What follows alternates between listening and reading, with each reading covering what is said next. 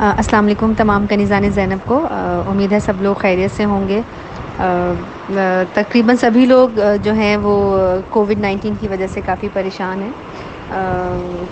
Definitely بین اے doctor جو ہے وہ میں ایڈوائس دے سکتی ہوں، لیکن لازمی بات ہے آخری فیصلہ آپ لوگوں کا ہوگا. اس وقت کووڈ-19 کی ایک دوسری ویو آئی ہوئی ہے پوری دنیا کے اندر. آسٹریلیا میں اس وقت میلبرن میں، جیسے اگر کل آپ لوگ نے پروگرام سنا ہوگا تو کمیل مہدوی صاحب نے یہ عرض کیا کہ وہاں پہ کرفیو لگ چکا ہے، دے آر ناٹ موونگ، کہیں پہ بھی کوئی نہیں نکل رہا. اور اسی طرح سے کربلا میں بھی اس وقت ایک اور ویو آئی ہوئی ہے. آفیشیلی وہ لوگ ڈکلیئر نہیں کر رہے ہیں، انہوں نے زائرین کو اسٹاپ کیا، اپنے لوکلس کو بھی اسٹاپ کیا، لیکن وہاں پہ اس وقت ڈیتھ ٹول جو ہے وہ روزانہ کی بیسس پہ 1000 اور 1100-1200 جو ہے وہ ایکسپائریز ڈیلی کی بیسس پہ بھی کووڈ سے ہو رہی ہیں. کل شہنشاہ نقوی صاحب نے بھی یہی عرض کیا کہ ہم نے صرف بابلم کے اندر جو ایکسپائریز ہوئی ہیں اور جو کووڈ سے غسل دیے گئے ہیں وہ 1200 سے زیادہ افراد ہیں، ٹھیک ہے، جو رجسٹرڈ ہے.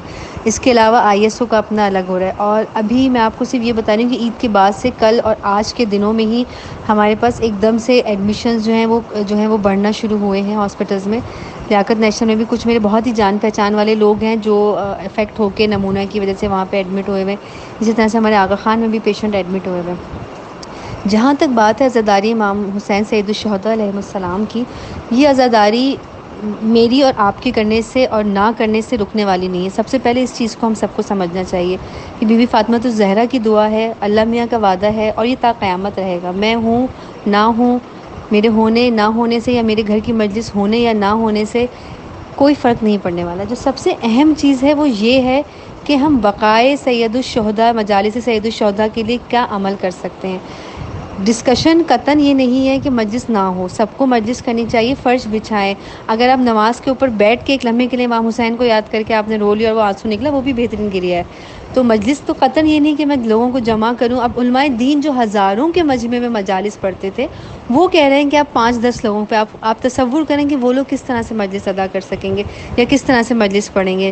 اور اسی طرح سے کربلا میں جہاں پہ آپ ہم سب کو معلوم ہے کہ عاشور اربعین پہ جہاں پہ تل دھرنے کی جگہ نہیں ہوتی تھی، جہاں پہ لوگ اتنا مجمع ہوتا تھا، وہ وہ حرم اس وقت بالکل خالی بند کر دیے گئے. حج جیسی سعادت جہاں لاکھوں کا مجمع ہوتا تھا، صرف 1000 حجاج کو جو ہے اس دفعہ موقع دیا گیا. تو ہمیں اس وقت جذباتیت سے اور اس انتشار کے ساتھ یہ نہیں کرنا کہ مجلس ہوتی تھی، مرحومین لوگ مرے ہیں تب بھی ہوئی، شیعوں کے اوپر. اس وقت یہ بقائے امام حسین کی مجلس کی بات نہیں ہو رہی ہے، یہ اس وقت ایک وبا پھیلی ہوئی ہے.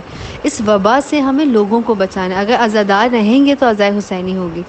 عزاداروں کو بچانا ہماری ذمہ داری، اور ایک انسان کی جان بچانا پوری انسانیت کی ذمہ داری. اور کل علی رضا رضوی صاحب نے کہا کہ اگر ایک بندہ بھی آپ کی وجہ سے افیکٹڈ ہوتا ہے تو اس کی زندگی اور اس کی موت اور اس کی ہر چیز کے ذمہ دار ہم ہیں. تو ہمیں اس وقت صرف یہ سوچ کے کام کرنا چاہیے کہ ہم کیا بہتر کر سکتے ہیں. ایس او پیز کا خیال رکھتے ہوئے آپ لوگ، میرا اپنا مشورہ یہ ہے کہ آپ لوگ ہر گروپ میں جیسے جو جس طرح کے قریب ہوں وہ 5-5-6 لوگ، کیونکہ دیکھیں 6 فٹ کے فاصلے میں میرے آپ کے، ہم لوگ جس رہائش میں رہتے ہیں سب کے 200-400-600 گز کے گھر ہی ہیں، سے زیادہ کسی کا گھر نہیں. تو ایک کمرہ 12x12 یا 15x15 20x20 کا ہی ہو سکتا ہے، اس سے زیادہ تو نہیں. تو آپ ایک کمرے میں میکسیمم 5 یا 6 لوگ رکھ سکتے ہیں، اس سے زیادہ لوگ نہیں آ سکتے. آپ لوگ ٹیشو پیپر کا استعمال نہیں کریں گے، ماسک پہن کر آئیں گے. پڑھنے والا بھی ماسک ہی پہنے گا کیونکہ سیکریشن سے نکلتا ہے سب کی. شہنشاہ نقوی نے کہا کہ میں ماسک پہنتا ہوں، ایون مائک کے اوپر بھی میں اپنا وہاں سے ایک اسپیشل لے کر جاتا ہوں، وہ لگاتا ہوں. یہ سب وہ احتیاطی تدابیر ہیں جو کرنی ہے.